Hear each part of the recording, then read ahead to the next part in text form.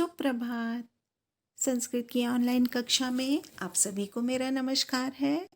अभी तक हमने रुचिरा के 11वें पाठ तक का अध्ययन कर लिया है। चलिए आज हम द्वादशः पाठः दशमः त्वम् असि का अध्ययन करेंगे।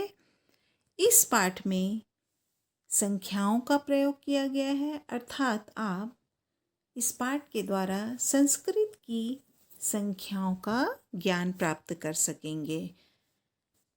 चूँकि आपने कक्षा 5वीं में भी इसको पढ़ लिया है संख्या को, परंतु आज हम कहानी के द्वारा इस पाठ में संख्याओं का ज्ञान प्राप्त करेंगे। आइए पाठ की शुरुआत करते हैं। एकदा 10 बालकाः स्नानाय नदीम आगच्छन्। एकदा एक बार, स्नानाय का अर्थ है नहाने के लिए, नदी माने नदी पर, आगच्छन में लंग लकार अर्थात पास्ट टेंस का प्रयोग किया गया है। इस पाठ में सारी क्रियाएं पास्ट टेंस की ली गई हैं, अर्थात आपको सभी पास्ट टेंस की क्रियाओं को कॉपी में नोट करना है। एक बार 10 बालक नहाने के लिए नदी पर गए। ते नदी जले चीरम स्नानम आकुर्वन। वे नदी के जल में, सप्तमी भक्ति है इसमें, चीरम माने बहुत देर तक स्नान किए।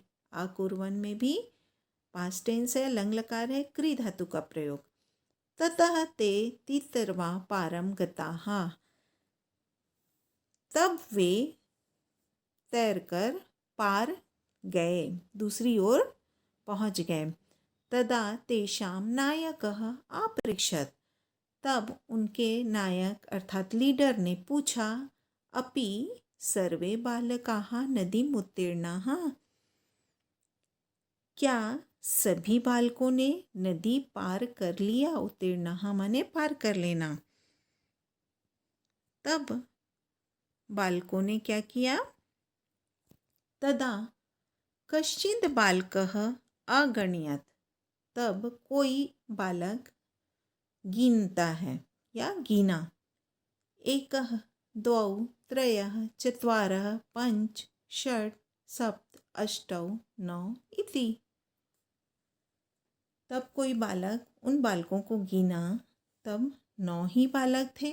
1 2 3 4 5 6 7 8 9। सह स्वम न अगणयत्। इसका कारण क्या था? क्योंकि वो उस बालक ने अपने आप को नहीं गिना।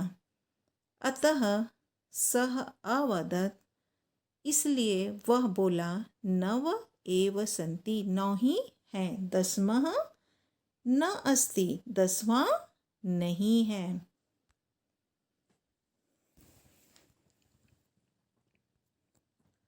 अपरः अपि बालकः पुनः अन्यान् बालकान् अगणयत्। एक बालक ने गिना तो 9 बालक प्राप्त हुए।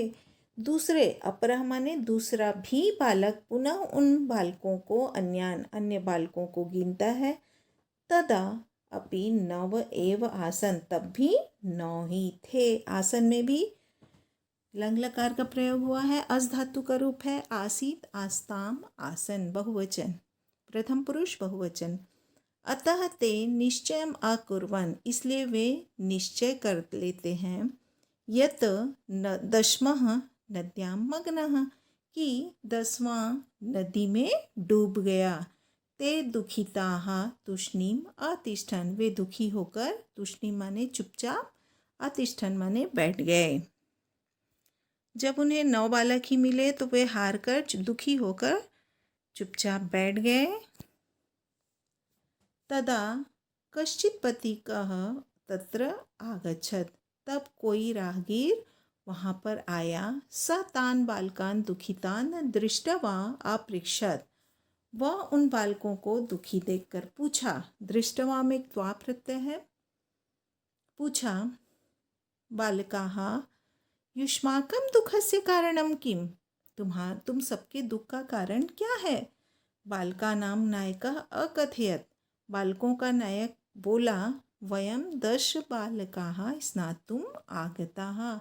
हम सब 10 बालक नहाने के लिए आए थे। आगतः आए थे। स्नातुम माने नहाने के लिए। तुमुन प्रत्यय है इसमें। इदानीम नौ एव स्मः। अब इदानीम माने अब, जो कि एक अव्यय है। नौ ही हैं, एव भी अव्यय है। एकः नद्यां मग्नः इति, एक नदी में डूब गया। हम सब 10 बालक नहाने के लिए आए थे, परंतु एक बालक नदी में डूब गया। हम 9 ही हैं। पथिकः तान् अगणयत्, पथिक उन सबको गिना। तत्र 10 बालकाः एव आसन्, वहाँ पर 10 बालक ही थे। सह नायकम आदिशत, वह नायक को आदेश देता है। त्वम बालकान गणय, तुम बालकों को गिनो। सह तु 9 बालकान एव अगणयत, वह तो 9 बालक ही गिना।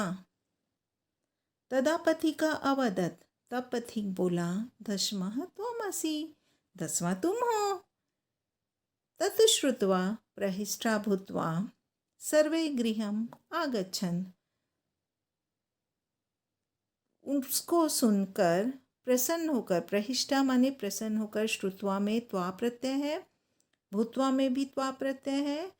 उसको सुनकर प्रसन्न होकर सभी, सर्वे गृहम् आगच्छन्, सभी घर को चले गए। अब उनको 10 बालक प्राप्त हो गए तो वो तो प्रसन्न होंगे ही ना। अब प्रसन्न होकर वे घर को चले गए। देखो, एक गलती कर रहे थे वो, अपने आप को, जो भी बालक बाकी बालकों को गिन रहा था वो अपने आप को नहीं गिन रहा था, इसलिए उनको 9 ही प्राप्त हो रहे थे। जब राहगीर ने उनको सलाह दिया तो उनका काउंटिंग सही हो गया और वे प्रसन्न होकर घर को चले गए। धन्यवाद।